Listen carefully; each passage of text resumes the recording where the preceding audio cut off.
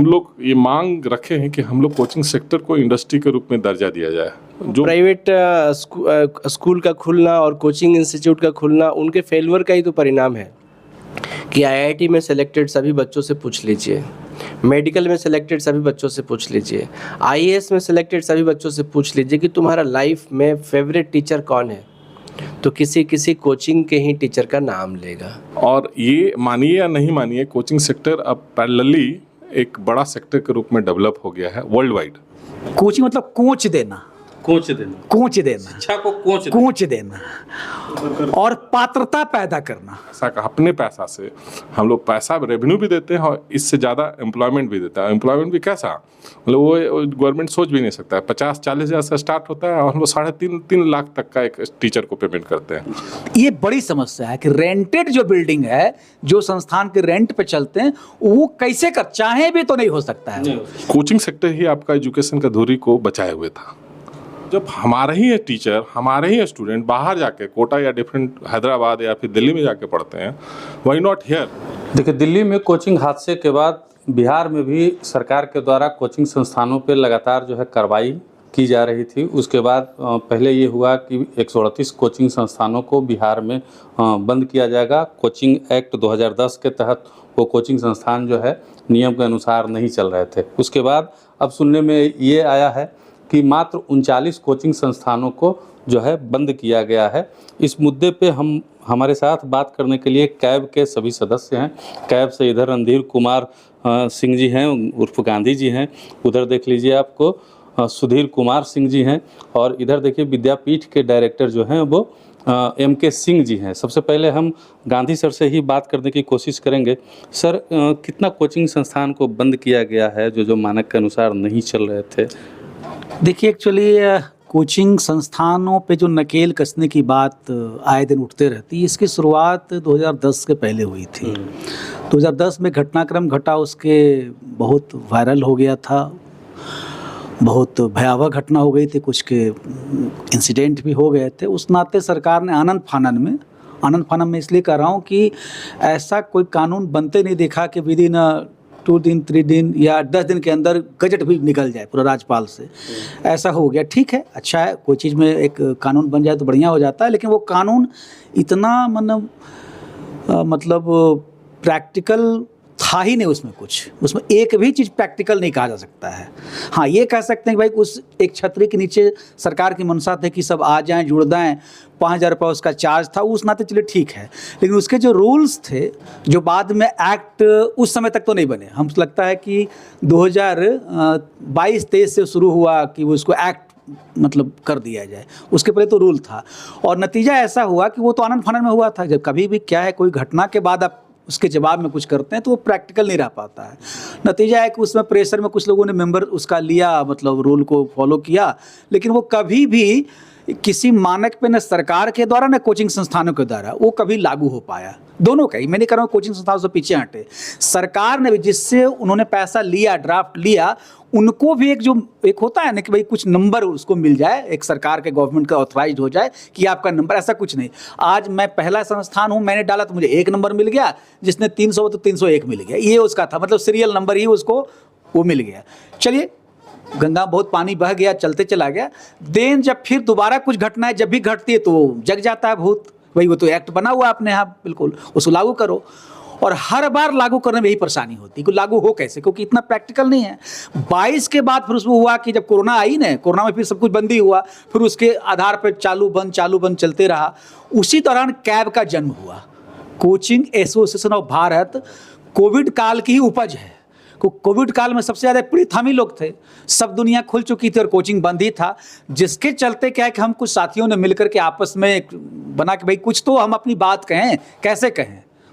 तो फिर वो संगठन बन गया और फिर संगठन सरकार से वार्ता करने लगी और सरकार को भी सहूलियत हुआ कि जो इतने समूह से हम 10,000 लोगों के साथ बात करेंगे, उससे बढ़िया कि एक संगठन फॉर्म्ड हो गया, वो भी सोसाइटी एक्ट के तहत रजिस्टर्ड हो गया। सरकार के साथ जितने सरकार के प्रोटोकॉल हैं उसको सबको फाइनल करते हुए हम लोग बिल्कुल उसको हैं बिल्कुल। तो उस नाते फिर काम चालू हो गया। तब सरकार को भी सहूलियत हुई और हमें भी सहूलियत है कि हम किसी से बात कर सकते हैं। देन अभी जो दिल्ली वाली घटना के बाद जो हुआ, एक तो प्रिकॉशन है, सरकार प्रिकॉशन भी ले रही भाई दिल्ली में घटना घटी, बरसात का समय भी चल ही रहा था, कुछ ऐसा यहाँ ना भी हो जाए। और इसमें सबसे बड़ी समस्या जो है, समस्या का सबसे जड़ पक्ष जो है वो है फायर एनओसी। वो दिल्ली में भी समस्या था, यहाँ भी, और पूरे संसार में रहेगा। क्यों? क्योंकि बिल्डिंग हम रेंट पे लेते हैं ना, हम अपना बिल्डिंग बना कर हैं तो समझ में आता है भाई बिल्डिंग हमने बनाया है, ये प्रोटोकॉल हमने पूरा नहीं किया है। लेकिन आपकी बिल्डिंग है, सरकार की कोई बिल्डिंग है और हमें रेंट पे दिया गया है, ठीक है, तो हम सरकार को कहेंगे ना भाई आप बना के दिए तो आप पूरा प्रोटोकॉल दीजिए, इसमें कहाँ बाथरूम, कहाँ फायर, कहाँ सीढ़ी, क्या उस हम कैसे कर सकते हैं। ये बड़ी समस्या है कि रेंटेड जो बिल्डिंग है, जो संस्थान के रेंट पे चलते हैं, वो कैसे कर, चाहे भी तो नहीं हो सकता है। और इसीलिए कैब ने डिमांड किया था कि हमको एक विलेज, एडुकेशन विलेज दे दीजिए जहां भी सरकार सक्षम हो, और उसके लिए विशेष सर बताएंगे, पूरा डिटेल उसमें काफ़ी आगे बातचीत हुई है। डिस्ट्रिक्ट एडमिनिस्ट्रेशन से जब आप लोगों की वार्ता हुई थी पिछले दिनों, जिलाधिकारी की अध्यक्षता में ये वार्ता की गई थी, सुधीर सर आपसे जानकारी लेना चाहते हैं, सुधीर सर से, तो उस वार्ता में क्या कुछ हुआ था? और एक कोचिंग विलेज की बात की गई थी कि अलग से हम आपको पटना में एक जगह देते हैं, आप वहाँ पे चले जाइए, वहाँ पे इस तरीके की कुछ वार्ता हुई थी, क्या कुछ हुआ था वहाँ बात में प्रॉब्लम जो है हम लोग वो एक्चुअली डीएम सर चाह रहे थे कि एक्चुअल प्रॉब्लम क्या है, मतलब कोचिंग वालों के साथ क्यों रजिस्ट्रेशन नहीं हुआ है आज तक, इतना 10 साल 15 14 साल हो गया है। तो हम लोग अपनी बात रखे, उसमें मुख्य वजह था कि सर उसमें एक्ट आ गया था 2010 में, बट एक्ट के बाद रूल्स होता है, रूल्स डिग्निफाई नहीं हुई थी जैसा बताया, तो एक्ट तो आ गया था, रूल्स नहीं आया था, तो एक तो वो रीज़न था। दूसरा बहुत सारा ऐसा प्रावधान था, जैसे 1 स्क्वायर मीटर एक बच्चों को आपको चाहिए बैठने के लिए, मतलब उतना स्पेस चाहिए था जितना एक अधिकारी को चाहिए होता है।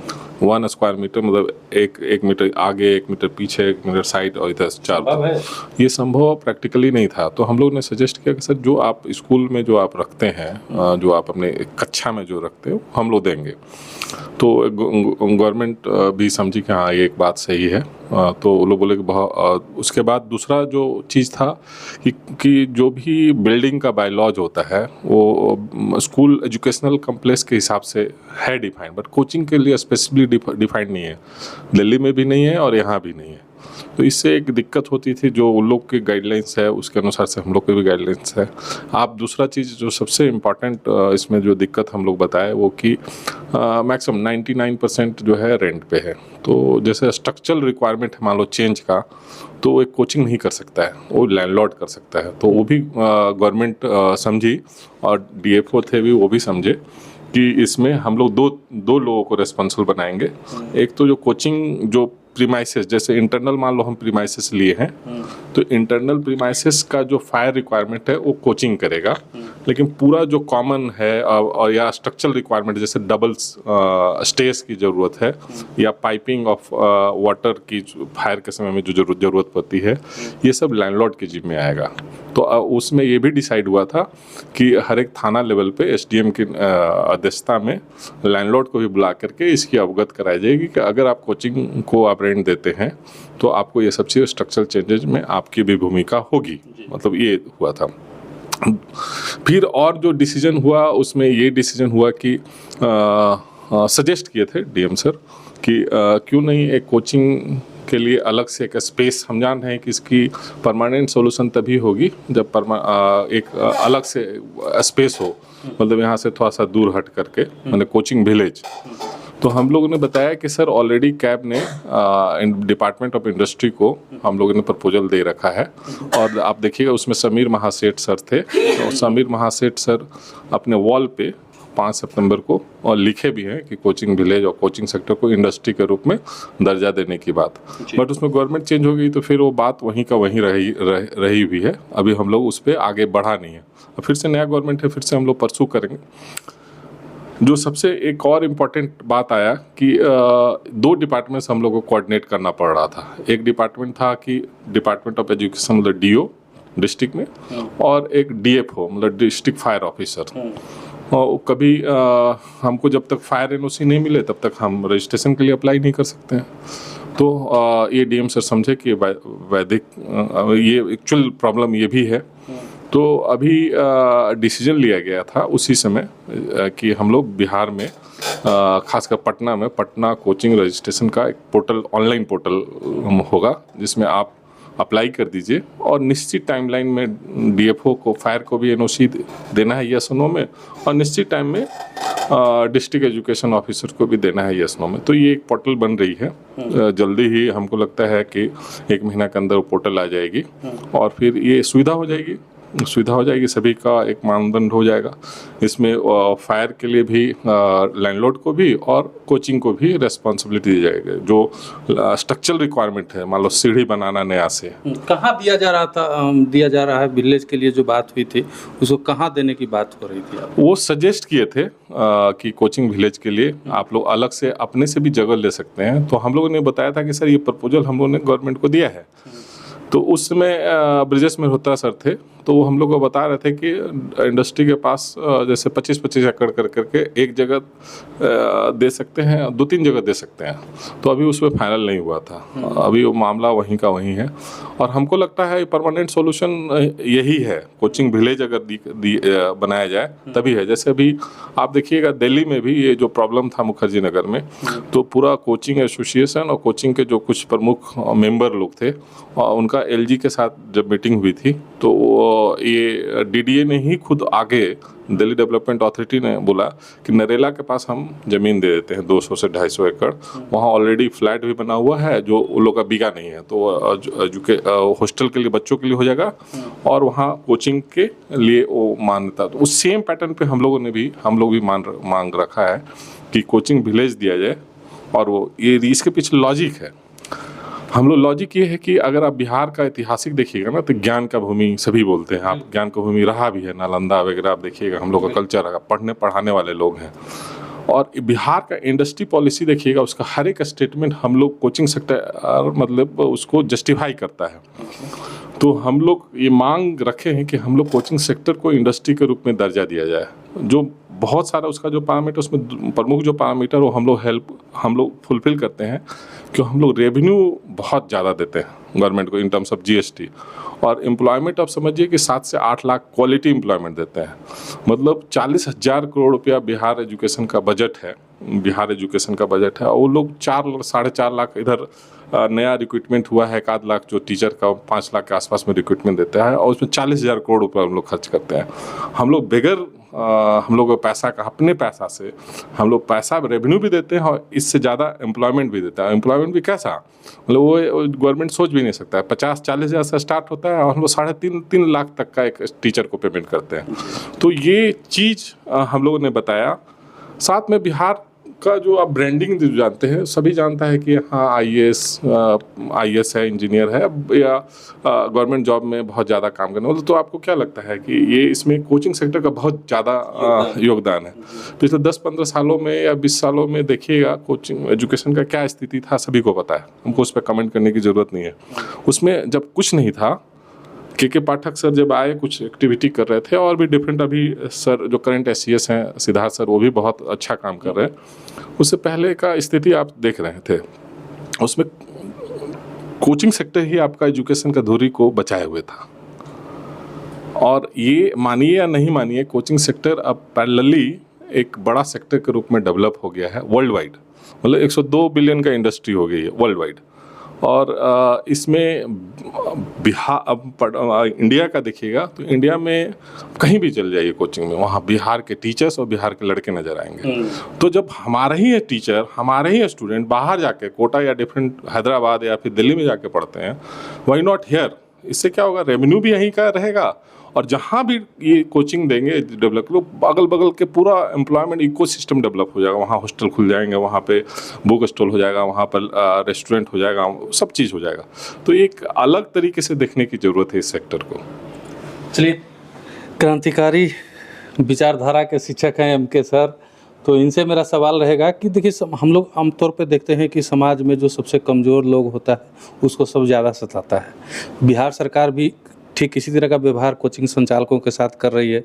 अपने संस्थानों को सुधारने की बजाय जो है कोचिंग संस्थानों को बंद करने की बात लगातार करती है, कार्रवाई की बात करती है, लेकिन कभी अपने संस्थानों की तरफ बिहार सरकार झांक कर नहीं देखती है कि कितनी कमियां हैं। कोचिंग संस्थानों में चले जाती है देखने के लिए कि कितनी कमियां हैं। क्या कहिएगा इसमें? कोचिंग का चलना ही इस बात का देखा जा सकता आउटकम है कि वो सरकारी स्कूल तो है ही ना, इतने सारे प्राइमरी स्कूल है, मिडिल स्कूल है, हाई स्कूल है, कॉलेजेस है, तो प्राइवेट स्कूल का खुलना और कोचिंग इंस्टीट्यूट का खुलना उनके फेलवर का ही तो परिणाम है। तो अब जितना भी कोचिंग इंस्टीट्यूट है इसमें एक बात और है, जैसे कॉम्पिटिटिव एग्ज़ाम जो होता है ना, नाम ही कंपटीशन है ना, मतलब सीटें कम और एप्लीकेंट ज़्यादा, तो ज़रूर वहाँ पे खाली नियम से काम नहीं चलेगा, कुछ मेधावी चाहिए, कुछ एक्सट्रीम लेवल का उसमें एक्सपर्टीज चाहिए। तो जैसे आईआईटी का परीक्षा है तो 15 लाख लोग पार्टिसिपेट करेंगे तो 15,000 ही सीट है, मेडिकल में भी तो 25 लाख पार्टिसिपेट करेंगे तो 25,000 सीट है, यूपीएससी में भी लाखों लोग पार्टिसिपेट करेंगे तो 1,000 ही सीट है। तो अब सब कोई सिलेबस पढ़ेगा, सब कोई पढ़ेगा और सिलेक्शन होना है केवल 1% का, तो इसमें कंपटीशन आ गया। तो कंपटीशन में जो पढ़ा रहे होंगे टीचर, उनमें भी कंपटीशन होना चाहिए।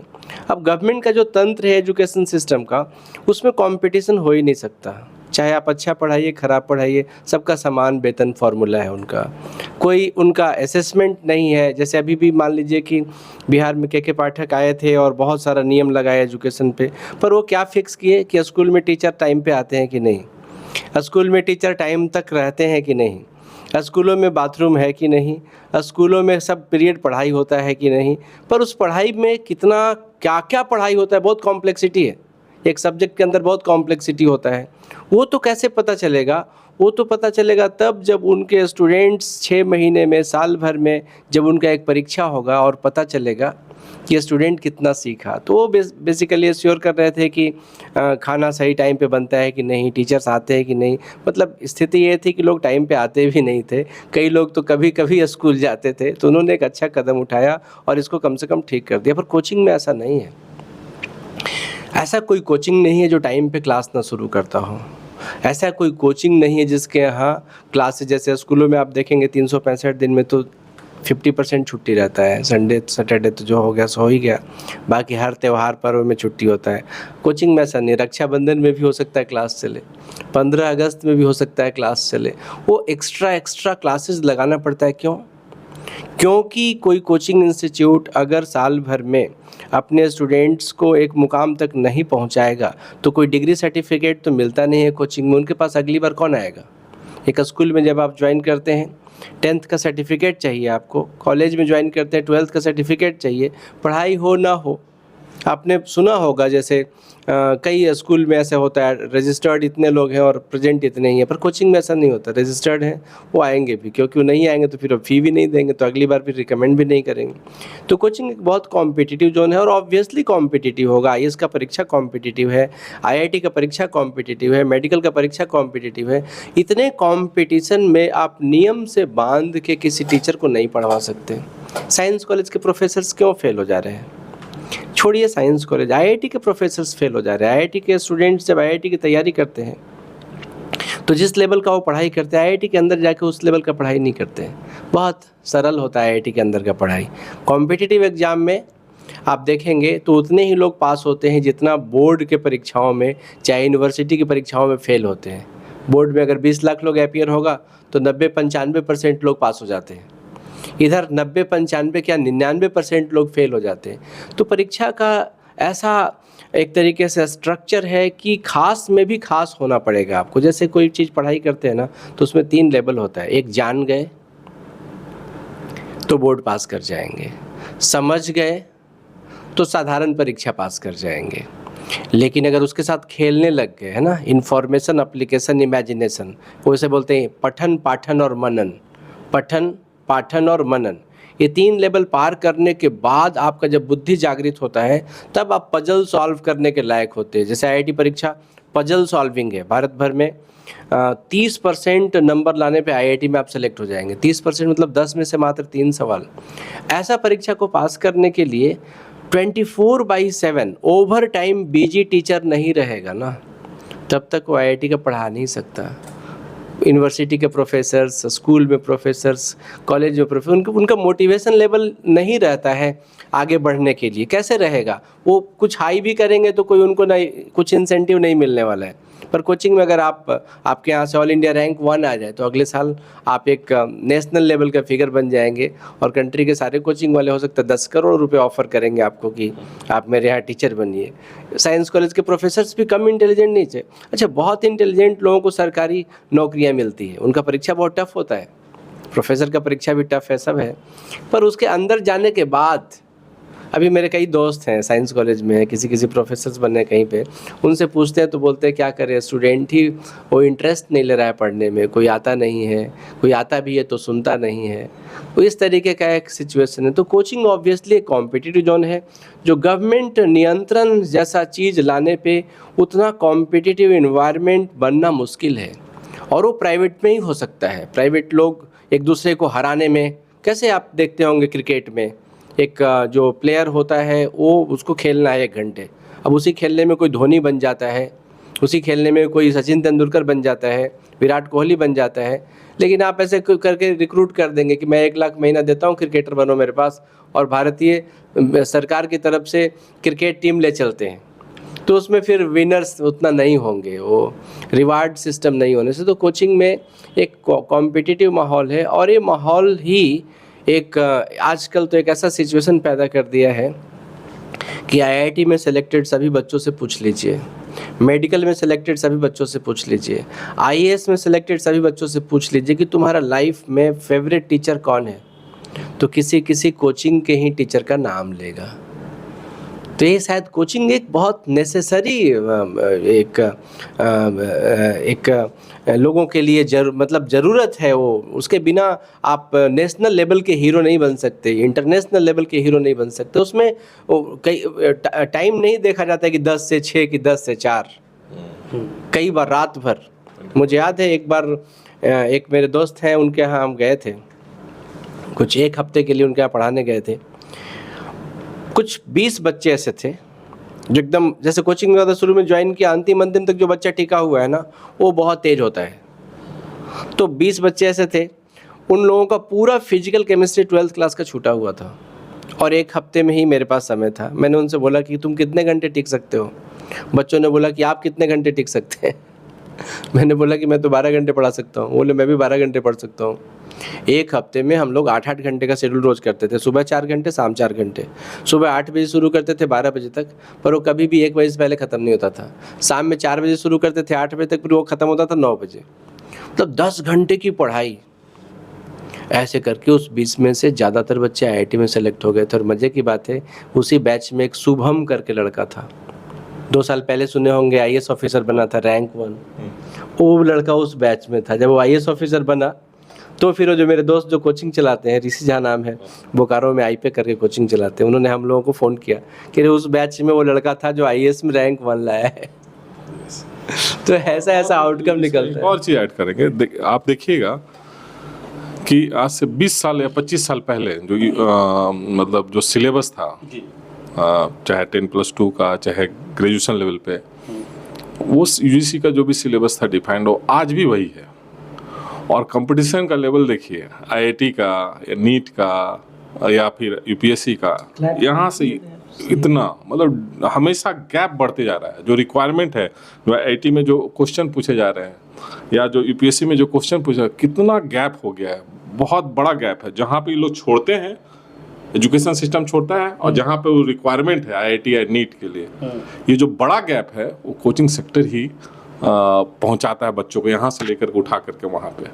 अगर ये नहीं रहे तो रिजल्ट होना नामुमकिन है, बहुत टफ है। एक बार मैं एक चीज़ और मैं ऐड करना चाहता हूँ। जैसे कोई सोच सकता है कि IIT परीक्षा में क्या कॉम्प्लेक्सिटी है। IIT परीक्षा में 30 चैप्टर है एक सब्जेक्ट में, और 3 सब्जेक्ट है, 90 चैप्टर। हर चैप्टर में 10-10 टॉपिक रहता है, 900 टॉपिक, यानी 900 टाइप का कॉन्सेप्ट सीखना है। एक कॉन्सेप्ट को सीखने में जब तक उस पर 30-40 सवाल नहीं बनाएंगे ना, 30-40 तरीके से आपके दिमाग को निचोड़ा ना जाए। कैसे आप साइकिल चलाना आपको कोई बताया तो 20-30 बार गिरेंगे, पटकाएंगे तो सीख जाएंगे फिर बेसिकली।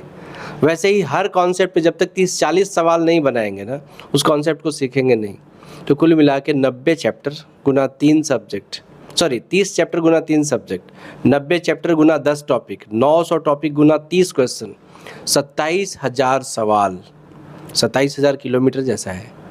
और उसमें रात दिन लगना पड़ता है। उसमें भी हाइब्रिड, वो 900 जो कॉन्सेप्ट है, कोई क्वेश्चन में देखिएगा 10 कॉन्सेप्ट का अमलगेशन है, उस पे क्वेश्चन। तो ऐसा टीचर भी मतलब अगर डिपार्टमेंट ऑफ एजुकेशन को चाहिए तो उसके लिए हाई पे करना पड़ेगा। वो 40,000 1 लाख रुपए से नहीं चलेगा, उसको 4 लाख 5 लाख रुपये उस लेवल पे ब्राइट माइंड को लाना पड़ेगा। वो गवर्नमेंट के पास, हमको पता है कि उसके पास एक कॉन्स्टेंट है, तो वो हम ही लोग फुलफिल कर सकते हैं, चाहे नहीं चाहे। एक कोचिंग इज़ नेसेसिटी और इसको एक्सेप्ट करना चाहिए, और इसको और अच्छा से काम करे तो और बेहतर करेगा बिहार। चलिए एक चीज़ सवाल उठ गया कि भाई मतलब विषय तो आपने प्रारंभ किया था सरकार के कोचिंग पे नकेल की, लेकिन देखिए कि सर लोगों ने कितना बढ़िया से इस चीज़ को बताया कि कोचिंग आवश्यक क्यों है। हम थोड़ा इसको एक विषय से और जोड़ते हैं। क्या वजह है कि हमारे देश में, जबकि हमारा देश बहुत विशाल है जी, हर एंगल से बड़ा है, बिल्कुल बड़े सोच का देश है, फिर भी छोटे छोटे देश ओलंपिक में अच्छा परफॉर्म करते हैं और हमारा देश नहीं कर पाता है या नहीं कर पा रहा है। पहले तो और नहीं कर पा रहा, तो कुछ सुधार हुआ है। क्या वजह है उसमें? वहाँ भी कोचिंग का मामला है, वहाँ भी कोचिंग ही है। और कोचिंग से आप कैसे घृणा करिएगा, वहाँ भी जो पर्सनल कोचेज हैं वो रिजल्ट दे रहे हैं, इन जनरल है वहाँ नहीं रिजल्ट हो रहा है। तो वहाँ भी उस कॉन्सेप्ट, जैसे जो कॉन्सेप्ट अभी मुखलाल सर ने बताया और सर ने बताया कि हम कोचिंग मतलब क्या, हम लोग नॉर्मल भाषा, मघी आपका न्यूज़ चैनल का नाम है मघी आवाज़, ये मघी न्यूज़ जो भी है, कोचिंग मतलब कोच देना, कोच देना, कोच देना, शिक्षा को कोच देना और पात्रता पैदा करना। एक बार एस.सी. वर्मा किसी भाषण में कह रहे थे कि भाई शिक्षक जो सरकार, ऐसा उन्होंने कहा नहीं, लेकिन मेरे कहने का संदर्भ वही है। उन्होंने ऐसा नहीं कहा था कि सरकारी शिक्षक, लेकिन मैं उसको ऐसे एनालाइज कर रहा हूँ कि सरकारी शिक्षक जो होते हैं, जो भीड़ वाले शिक्षक हैं, वो ज्ञान की बारिश करते हैं। और बारिश जब होता है रोड पे तो पानी सब में जाता है, उसमें ऐसा बोतल में भी जाता है, घड़ा में भी जाता है, बाल्टी में, हर जगह जा सकता है, लेकिन जिसमें छेदा नहीं रहता उसी पानी रख पाता है वो। तो पात्रता तैयार करना, तो कोचिंग पात्र तैयार करता है, तभी उसमें वो बारिश जो होगा कहीं वो जाएगा। और कोचिंग से इतना हेट क्यों भाई? अब तो आईआईटी बच्चे निकल, सर ने कहा ना, आईआईटी से निकल करके अब तो आप पर्सनल, मैं तो, हम लोग तो चलिए शिक्षक जुड़े हुए हैं, आप किसी इंटरव्यू में जाएं, आईआईटी के बच्चों को बुला लें जो आईआईटी में पढ़ रहा, अगर वो ये तभी जुबान से न स्वीकार करे कि हम जो जॉब प्राप्त करेंगे वो पढ़ाई, इस पढ़ाई के बल पर नहीं पढ़ाएंगे, कोचिंग की वजह से, बस कोचिंग के बल पर, वो चाहे जहाँ वो यूट्यूब पे कोचिंग करे, भाई से कोचिंग ले, सर लोगों से जहाँ से ले, आईआईटी में जाने के बाद, आईआईटी में जाने के बाद वो जब तक अलग से कोचिंग नहीं लेता है तब तक उसका कैंपस सिलेक्शन नहीं होगा। ऑफ कैंपस बाद में फिर एक्सेप्शन हो सकते हैं जी, कुछ एक्सेप्शन हो सकते हैं, 5% 10% अच्छा हो रहा है, बगैर कोचिंग के भी कर सकते हैं, बट 90% तो कम सिलेबस, कम परसेंटेज नहीं होगा। जो कोचिंग अगर वो नहीं रहता तो नहीं कम्पीट करता, और कोचिंग रहने की वजह से वो साधारण बच्चे भी बहुत अच्छा परफॉर्म करने लगे। चलिए धन्यवाद। खेलों में भी सरकार को कोचिंग व्यवस्था लागू करना चाहिए, जैसे पढ़ाई में है ना, वो खेल में भी, अब तो हो ही गया है, लेकिन वो थोड़ा बड़े स्केल पर। और एक बात और है, जितने जो सेक्रेटरी साहब लोग हैं, जितने लोग भी बिहार में आईएएस ऑफिसर हैं, वही सेक्रेटरी होंगे, वही डिस्ट्रिक्ट मजिस्ट्रेट होंगे, उनका भी थोड़ा 10 साल 20 साल बैकग्राउंड में जाएंगे तो भी किसी न किसी कोचिंग में पढ़ के आईआईटी किए होंगे, चाहे आईएएस किए होंगे, और इस तरीके से वो अपना कैरियर मुकाम बनाए। उनके अभी का प्रेजेंट बच्चे लोग को देख लीजिए, आप अभी बिहार में या दिल्ली में जो भी कैबिनेट सेक्रेटरी या कोई भी, उनके बच्चे कहीं ना कहीं हमारे पास है। अरविंद केजरीवाल आईआईटी से भी ग्रेजुएट है, आईआईटी खड़गपुर के पढ़े हुए हैं, आईआरएस है, उनकी वाइफ भी आईआरएस है, उनके दोनों बच्चे आईआईटी से पढ़े हैं, बेटी तो अब कई बार कैमरे में भी आ चुकी है। वो दोनों लोग विद्या मंदिर क्लासेस दिल्ली में पढ़ते थे तो कोचिंग, ऐसा कोच चाहिए ना सबको, कोच, पर्सनल कोच, वो साइंस का कोचिंग है, कोई आर्ट्स का कोच है। कोच मतलब वो खुद अंडरस्टैंड कर चुका है और सामने वाले की गलतियों को ठीक करता है बार बार रिपीट करके। ये तो इतना नेसेसरी, जैसे भोजन रिक्वायर्ड है वैसे वो कोच की ज़रूरत है। सभी टीचर्स तो कोच ही है। चलिए, हाँ देखिए, अभी मेरे फ्रेम में जो ये 3 शिक्षक दिख रहे हैं, यही सभी जो हैं मगही में अगर हम बोलें तो ये सब अपने अपने जो है विषय में पारंगत हैं और इनका लंबा जो है कोचिंग अनुभव रहा है। और इन्होंने तमाम बिहार से निकलने वाले जो बाहर बच्चे गए हैं उन लोगों को एक कोच की भांति जो है शिक्षित करके यहाँ से भेजा है। बड़े बड़े संस्थानों में आज अपना नाम कमा रहे हैं। तो सोचने वाली बात यह है कि जो बिहार हमारा शिक्षा का बहुत बड़ा हब था, वो अब कहीं ना कहीं जो है इस अपनी जो है विशेषता वो खोते जा रहा है, अपना पहचान जो है वो खोते जा रहा है। और ज़रूरत है इसे बनाए रखने की, और इसको बनाने में सबसे बड़ी भूमिका जो निभा सकते हैं वो हैं कोचिंग संस्थान, बिहार के कोचिंग संस्थान।